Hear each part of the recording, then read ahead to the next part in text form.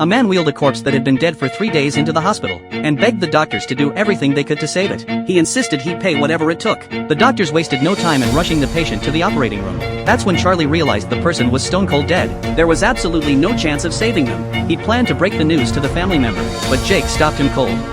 लेकिन उनको थोड़ी ये मालूम, जब तक उनकी जेब में माल है तब तक इसमें जान है. With that, Jake told Charlie to go out and inform the family, claiming the patient needed emergency surgery, and that David had to pay 1 million yuan for the operation fees right away. David followed the doctor's instructions without hesitation, and handed over the money immediately. The nurses, seeing how readily David spent his cash, figured they'd definitely make a killing out of this. Little did they know, this whole thing was David's trap. To avoid arousing David's suspicion, Charlie put on a show of the operation being in full swing. Looking at the operation fees he'd collected, Charlie couldn't hide the grin on his face. Suddenly, a terrible idea popped into his head. To keep David coming with more money, he made up another excuse on the spot, and told David to pay up again. This time, David pulled out his evidence. When Charlie realized he'd been exposed, he snatched the proof from David's hand in a panic, and stuffed the paper into his mouth to destroy it. What he didn't expect was that David had a backup copy.